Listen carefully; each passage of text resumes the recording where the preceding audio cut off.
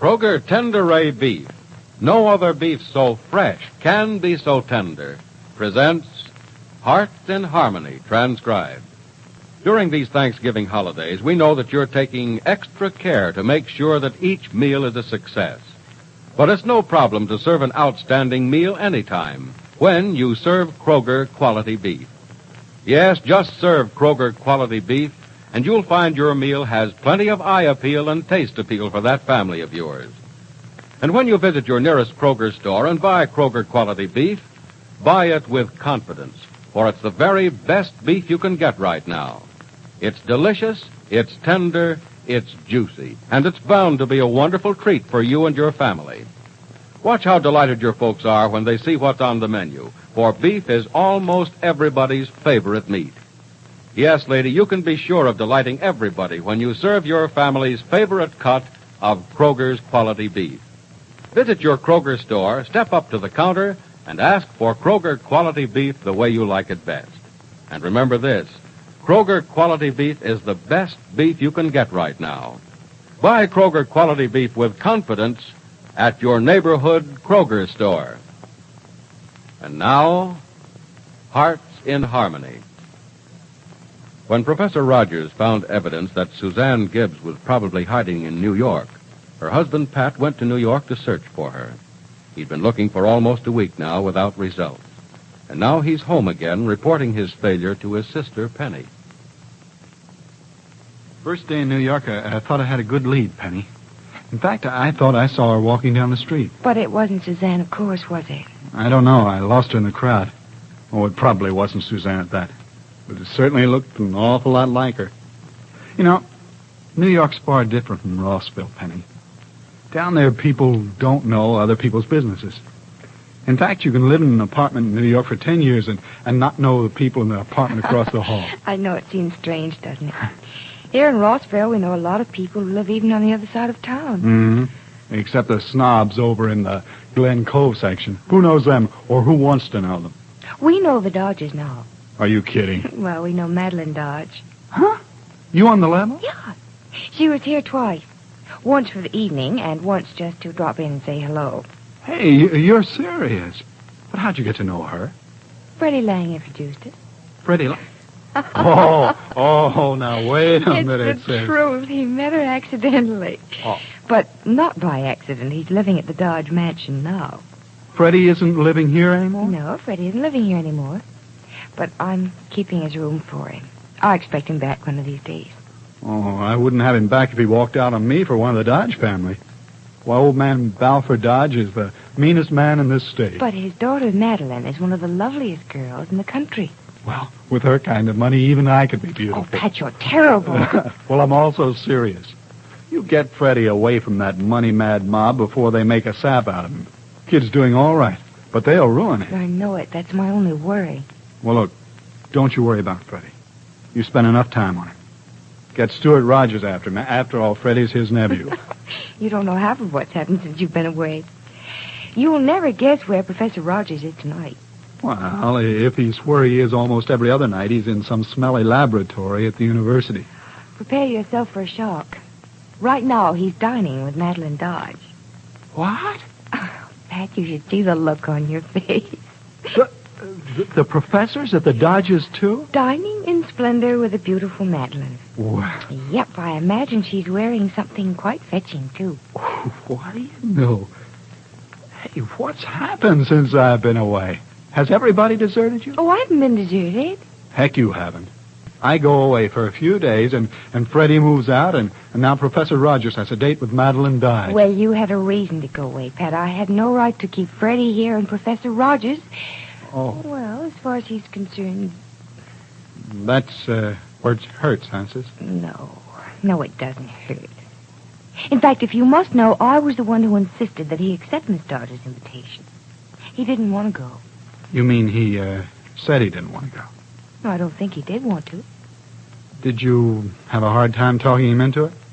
Well, no. Then he wanted to go, sis. Gee, I'm sorry. You sort of like that guy, don't you? Don't you? Sure, but I mean... If you mean I'm in love with him, you're wrong. I don't love him. But I do think if he left Rossville and didn't come back, I'd miss him. But plenty, huh? I don't know how much. I know I'd miss him. Oh, Pat, there's something about him that's sort of taken hold of me. Oh. No, it's not love. Believe me, it isn't. I just don't think Professor Rogers is the kind of a man a girl falls in love with. Instead, she looks up to him, respects and admires him. He becomes a sort of idol or ideal or something like that. Well, I think I get it, sis. You hate to see someone like Stewart turn out to be just an ordinary man. I guess that's it. Well, it's a funny thing, Penny. This upset with Suzanne must have knocked some sense into my head, or something like sense. I'm getting a lot older and a lot wiser, too, I think. I'm beginning to wonder about people, not trust them as much as I used to. And I'm beginning to think it's wrong to put too much faith in anybody. All you do is get hurt. Oh, maybe that's smart, Pat. Maybe you shouldn't trust people. Some people. Maybe you shouldn't have faith in anyone. But I do. Yep, I have faith in several people. And I'm going to keep it. You're going to keep your faith in the professor? Mm-hmm. Well, you're no dummy, so I won't argue with you. But don't go overboard for the guy, Penny. Pat, I never will. He does not affect me that way. But he does have an effect on you, Penny. And that's enough to worry about right there. Maybe. But for some reason or other, his being with Madeline Dodge tonight doesn't worry me. Well, it burns me up. I'd give anything to know what they're talking about. Yes, by golly, I'd give anything to know what they're saying to each other.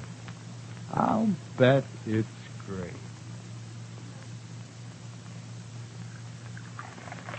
That's enough, Miss Dodge. Oh? You're not a coffee drinker, Professor Rogers. Oh, yes, I love it. But I think I've had enough this evening. That dinner didn't leave much room. Well, I hope you enjoyed it. I certainly did. I'm glad. Cream. Please. Here you are. Sugar? 1 lump. 1 lump. There. Thank you. Comfortable, Professor? Quite, thank you. And do you have to sit on the edge of that sofa? Makes you look uncomfortable. Well, if I settled back, Miss Dodge, I'm afraid I'd go to sleep. Oh, in such pleasant company. In such pleasant company. That's why I don't dare settle back. All right. I'll forgive you for looking awkward. Awkward? Mm-hmm. Well, I don't want to do that. Here, I'll sit back. There. Is this better? Much. But you'll go to sleep, won't you? I'll do my best not to. Oh, then I'm sure you won't. Professor, Hmm? I understand you're a chemist. Yes. Who told you that? You did. Oh. At Penny Gibbs' house the other evening. Oh, don't tell me you've forgotten our conversation. Oh, no, of course not. Well, that's right. I think I told you a lot about myself that evening. Mm-hmm. I'm sorry. I didn't mean to bore you. Oh, but you didn't bore me. In fact, I asked you up tonight hoping you'd continue where you left off. Where did I leave off? You were just starting to tell me about an experiment you were conducting.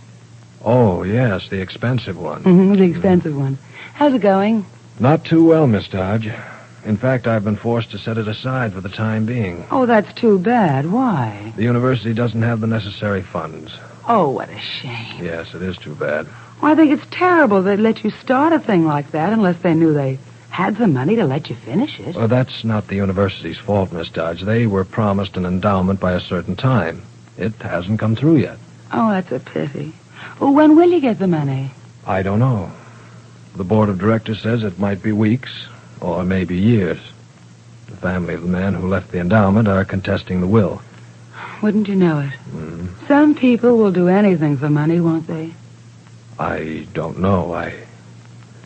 I've never known anyone with money. You know me, I have money. They tell me it's millions. You don't act as if you have money, Miss Dodge. Why, thank you, Professor. That's the nicest thing you've said to me all evening. Will it be the first of many nice things? I don't know what you mean. Skip it. Skip it. Mm. You're showing the influence of Freddie Lang already. Am I? That's skip it. He wants you to skip everything. Oh, I hadn't noticed. No?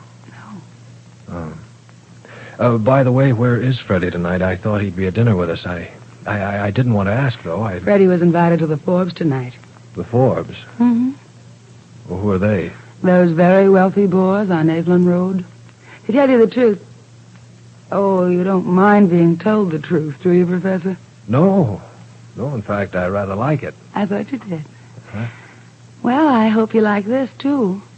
You see, I asked Mrs. Forbes to invite Freddie over there for dinner tonight. Uh-huh. I wanted us to be... Well, I just thought we'd get better acquainted without Freddie here. Oh. Oh, I see. It was a little forward of me, wasn't it? Well, if you don't mind being told the truth, Miss Dodge... No, I can take it. Well, then, I'm flattered. Not angry. No. All right. All right.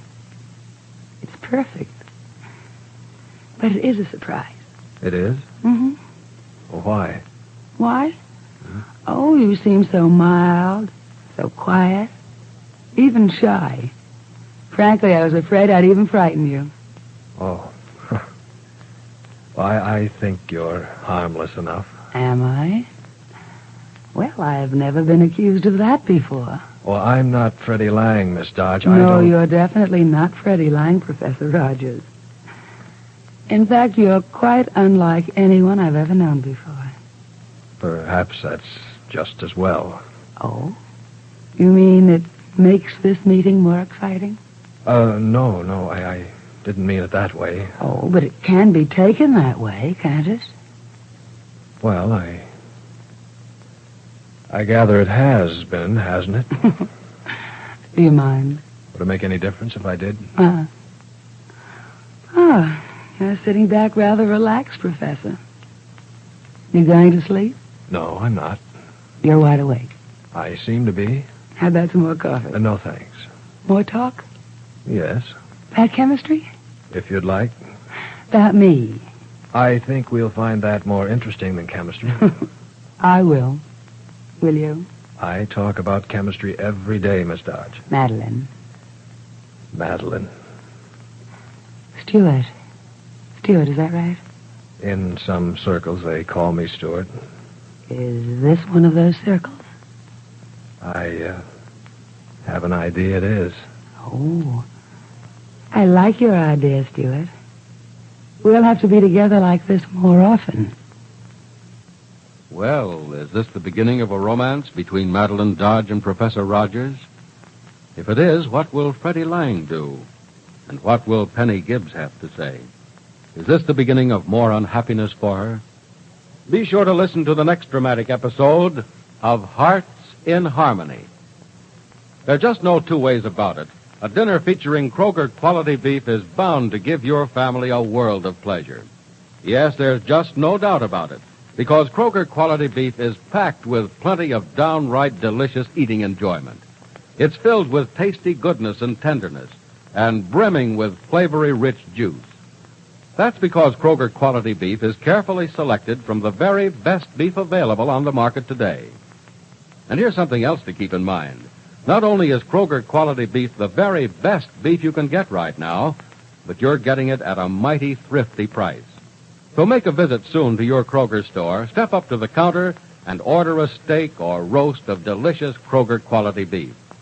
And remember, the only place you can buy it is at your Kroger store.